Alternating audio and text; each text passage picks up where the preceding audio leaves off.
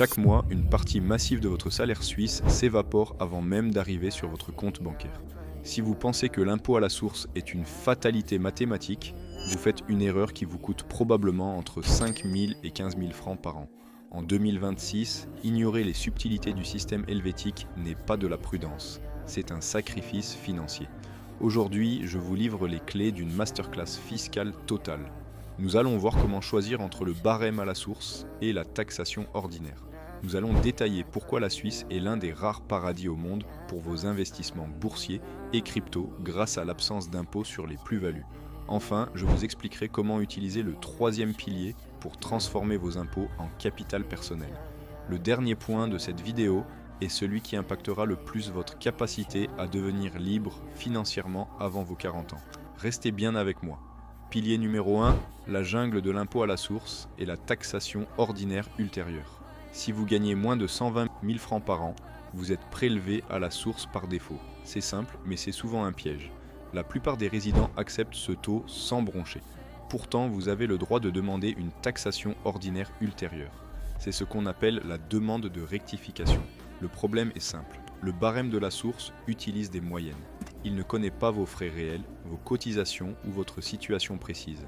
La solution est de calculer si le statut de quasi-résident vous est favorable. Si plus de 90% de vos revenus mondiaux proviennent de Suisse, vous pouvez déduire vos intérêts de dette, vos frais de garde d'enfants ou vos versements de prévoyance.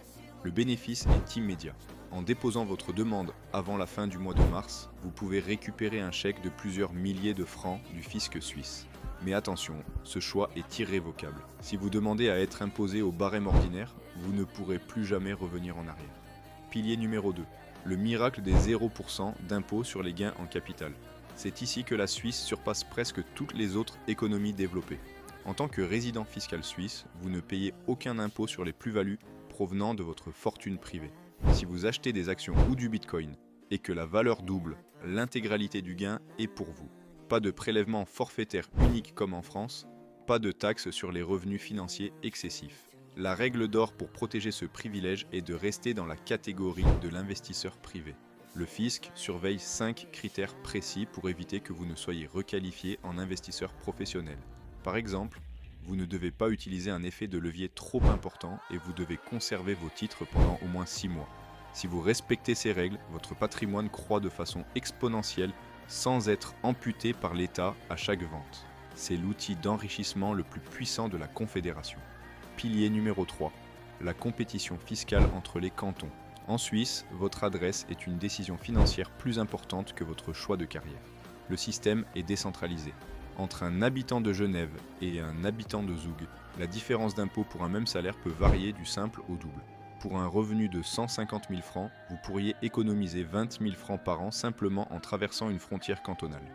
Si vous visez l'optimisation maximale, regardez du côté de Zug, de Schwyz ou de Nidwald.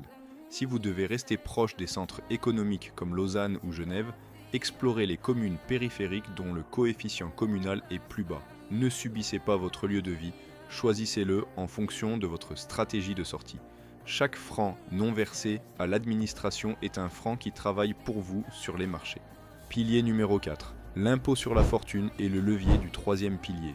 Certains s'inquiètent de l'impôt sur la fortune en Suisse. Il est vrai qu'il commence dès le premier franc dans certains cantons, mais son taux est dérisoire, souvent situé entre 0,1 et 0,5%. C'est un faux problème si vous savez comment réduire votre revenu imposable. La solution concrète s'appelle le troisième pilier A. Pour l'année 2026, vous pouvez déduire environ 7 000 francs de votre revenu imposable si vous êtes salarié. En plaçant cet argent dans un troisième pilier lié à des fonds en actions, vous faites d'une pierre deux coups. Vous réduisez votre facture fiscale immédiatement d'environ 2 000 francs selon votre tranche. Et vous bâtissez un capital qui fructifie à l'abri de l'impôt. C'est un transfert de richesse de l'État vers votre propre compte de prévoyance. Et enfin, la conclusion. Donc pour résumer, la fiscalité suisse ne se subit pas, elle se pilote à travers le choix de votre statut de taxation, votre canton de résidence et vos outils de prévoyance. La morale de cette masterclass est simple. Celui qui ne comprend pas les règles paie pour ceux qui les maîtrisent. Il faut agir avec stratégie et non par habitude. Pour aller plus loin et ne pas laisser d'argent sur la table cette année, je vous invite à télécharger mon guide gratuit.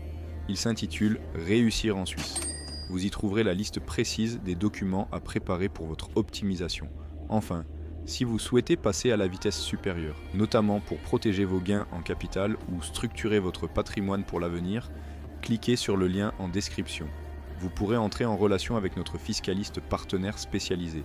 C'est l'investissement le plus rentable que vous puissiez faire pour votre liberté financière.